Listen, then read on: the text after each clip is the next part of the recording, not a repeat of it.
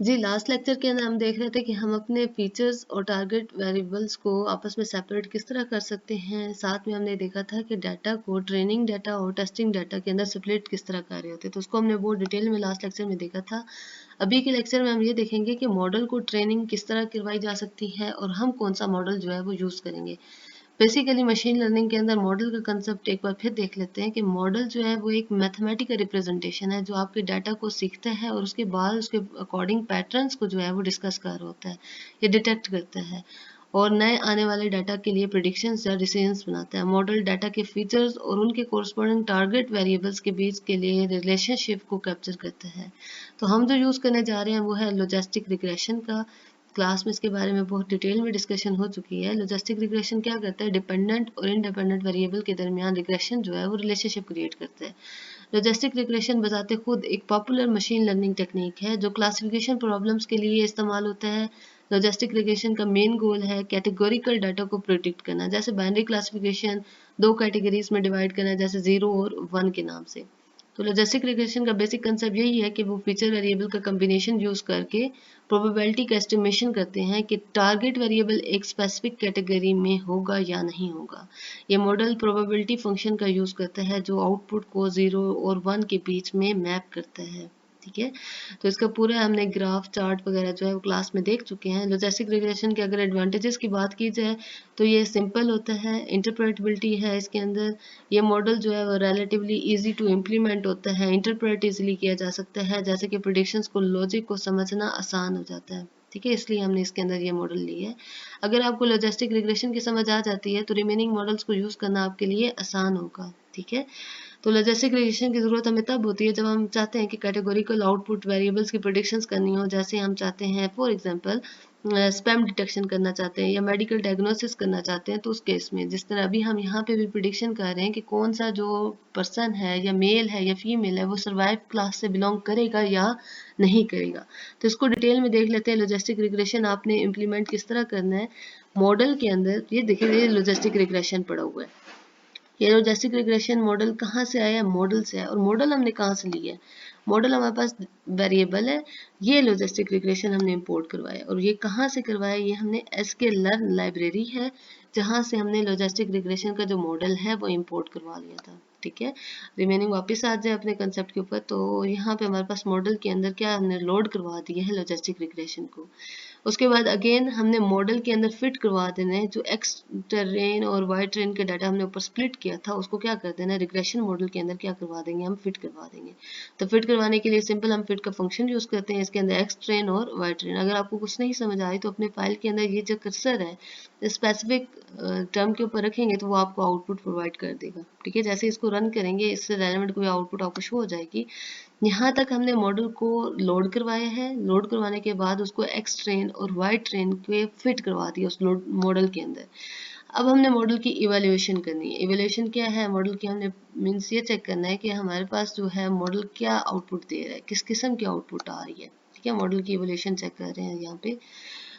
Model की evaluation के बाद हम एक्यूरेसी रेट्स या स्कोर चेक करते हैं। एक्यूरेसी किस तरह चेक की जाती है, एक्स ट्रेंड प्रिडिक्शन के नेम से ये एक वेरिएबल बना ले जो प्रीवियस हमने पहले भी बनाया है। यहाँ पे आप इसका वेरिएबल बनाएं और इसके अंदर हम लिख देंगे model dot predict x train.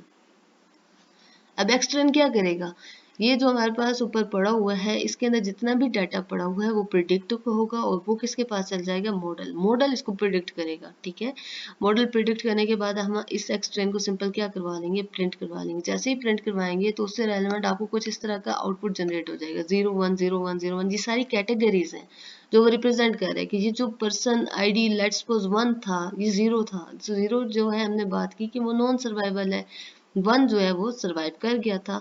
तो 0 नॉन सर्वाइवल, 1 सर्वाइवल, फिर रिमेनिंग ये 0 1 0 1। ये इसने इस तरह की आपको क्या शो करवा दी है, आउटपुट ट्रेनिंग के अंदर शो करवा रहा है। ठीक है, अभी मॉडल जो है वो ट्रेन हो रहा है। नेक्स्ट स्टेप पे आ जाए तो अगर हम इसकी एक्यूरेसी चेक करना चाहें तो लास्ट टाइम मैंने क्लास में बात की थी, आपकी एक्यूरेसी मॉडल की बहुत ज़्यादा डिपेंड कर रही है, वो आपके मॉडल की सिलेक्शन के ऊपर होती है। आप जिस तरह का मॉडल ले रहे हैं उसके अकॉर्डिंग आपकी एक्यूरेसी आ रही है। अगर आपकी इस लेट्स सपोज इस मॉडल के अंदर एक्यूरेसी अच्छी ना आती, ठीक है, तो हम मॉडल को डेफिनेटली चेंज करते हैं। लेकिन इस मॉडल की एक्यूरेसी कितनी आ रही है, 80% आ रही है ट्रेनिंग के ऊपर। ट्रेनिंग के ऊपर 80% आ रही है, आप क्या करेंगे, एक्यूरेसी स्कोर। एक्यूरेसी स्कोर को ऊपर अगर देखें तो हमने लाइब्रेरीज के अंदर इंपोर्ट करवाया। देखिए यहाँ पे, और ये हमने किस तरह से किया करवाया, sklearn.matrix हमारे पास लाइब्रेरी है जिसकी मदद से हमने एक्यूरेसी स्कोर को क्या करवा दिया, यहाँ पे इंपोर्ट करवा दिया। वापस आ जाए, इंपोर्ट करवाने के बाद हमारे पास जो है यहाँ पे देखिए ये एक्यूरेसी शो करवानी है, ठीक है। तो ट्रेनिंग डाटा अंडरस्कोर एक्यूरेसी, ये आप इस तरह का वेरिएबल बना लें, एक्यूरेसी स्कोर को कॉल करें। इस फंक्शन के अंदर हम वाई ट्रेन और एक्स ट्रेन की प्रिडिक्शन जो है इसको लोड करवा देंगे। इसकी मदद से वाई ट्रेन में जो भी डाटा आपने ट्रेन करवाया है, ट्रेनिंग के लिए यूज़ किया है, या इसकी प्रिडिक्शन में जो भी डाटा है उसके बिहाफ पे आप इसकी एक्यूरेसी चेक कर रहे होते हैं। एक्यूरेसी के लिए आप सिंपल क्या करवा दें, प्रिंट करवा दें accuracy score of training data आप इसको यहाँ पे इसके वेरिएबल को पेस्ट करवा दें। तो आपको वो बता रहा है कि 80% या राउंड अबाउट करके 81% जो आपके पास डाटा है वो क्या है, हमारे पास एक्यूरेसी आ रही है, ठीक है, जो कि अच्छी एक्यूरेसी है। नेक्स्ट पे आ जाए, हमारे पास ओवरऑल देखा जाए तो टेस्टिंग डाटा की अगर हम देखना चाहें कि इसकी प्रिडिक्शन क्या हो रही है, टेस्टिंग डाटा को पहले देख लेते हैं। टेस्टिंग डाटा के लिए हमने इसको स्प्लिट किया था एक्स टेक्स्ट के अंदर, इसकी प्रिडिक्शन कर रहा है और कर कौन रहा है, मॉडल कर रहा है। इसको हमने स्टोर करवा दिया है X underscore test underscore prediction के वेरिएबल के अंदर, और सिंपल अब इसको शो करवाना है तो हम इसको क्या करवा लेंगे, प्रिंट करवा लेंगे X underscore test underscore prediction को। तो आपके पास टेस्टिंग के लिए हमारे पास डेफिनेटली थोड़ा सा डाटा था, हमने 20% जो है वो टेस्ट के लिए रखा था, तो 20% के बिहाफ पे हमें कुछ इस तरह की आउटपुट शो हो गई है, ठीक है। अब हम चाहते हैं कि हम टेस्टिंग डाटा की जो आउटपुट है या टेस्टिंग डाटा की जो हमारे पास एक्यूरेसी रेट है वो क्या है। तो टेस्टिंग डाटा की एक्यूरेसी रेट शो करने के लिए हम अगेन एक्यूरेसी अंडरस्कोर स्कोर को जो है वो फंक्शन को कॉल करेंगे। वाई टेस्ट और वो एक्स टेस्ट प्रिडिक्शन, अब इधर यहाँ पे ट्रेनिंग नहीं लिखना, अब हम यहाँ पे क्या लिख रहे हैं, टेस्ट लिख रहे हैं। तो टेस्ट दोनों को हमने यहाँ पे पैरामीटर्स को पास करवा देना है। ये पैरामीटर पास होंगे, एक्यूरेसी रीड होगी, रीड होने के बाद यहाँ पे क्या हो जाएगी, test underscore data underscore accuracy के अंदर स्टोर हो जाएगी। अब जस्ट हमने इस data test underscore data underscore accuracy को क्या करना है, व्यू करना है। व्यू करने के लिए हम क्या कर देंगे, इसको प्रिंट कर देंगे। प्रिंट करने के बाद आउटपुट आपके पास को 78% जो है वो कह रहा है कि टेस्ट डाटा है, और हमारे पास जो 81% था वो ट्रेनिंग डाटा था।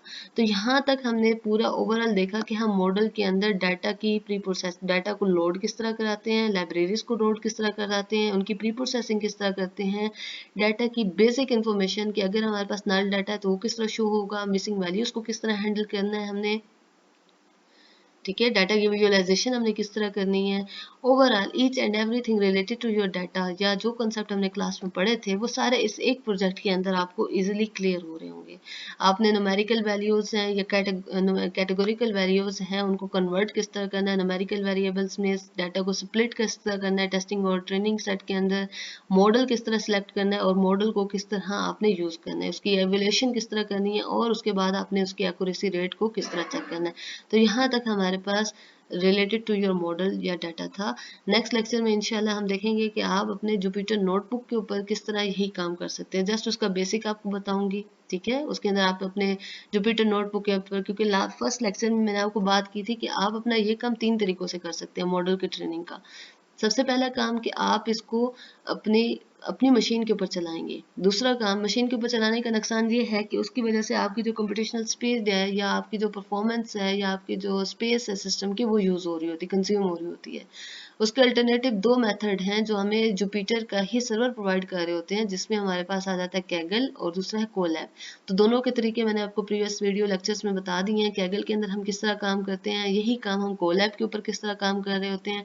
What kind of your machine is, आपको इस बात की वरी करने की जरूरत नहीं होती। आप सारा काम अपना कहाँ कर रहे होते हैं, कैगल के ऊपर कर रहे होते हैं या फिर कोलैब के ऊपर। डेफिनेटली हर चीज़ के कोई ना कोई ड्रॉबैक है, इनका भी है कि आप एक लिमिट तक इसको यूज़ कर सकते हैं। अप टू दैट लिमिट आप क्या करना पड़ेगा, आपको दोबारा उसके फीचर्स वगैरह परचेज करने पड़ेंगे या दोबारा अपना कोड वगैरह रन करना पड़ेगा।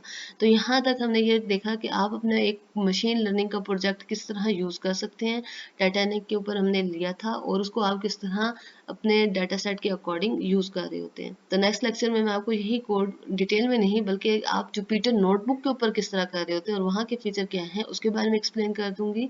और उसके बाद नेक्स्ट वीडियो में आपको ये बताऊंगी कि आप अपना डाटा सेट कहाँ से ले सकते हैं, अपना डाटा सेट को किस तरह एक्सेस करेंगे, और अपना मॉडल या अपना कोड कहाँ से एक्सेस करना है और उसको यूटिलाइज किस तरह करना है, वो किस तरह, ठीक है। और अगर आपको किसी एक बात की भी समझ नहीं आती, लेट्स सपोज ये लॉजिस्टिक रिग्रेशन रखा हुआ है, आपको इसकी समझ नहीं आती, ठीक है। तो आप इस सेल को कॉपी करेंगे स्पेसिफिक लाइन को और गूगल पे जाके सर्च करें, आपको वहाँ पे इजीली विजिबल हो जाएगा। थैंक्स।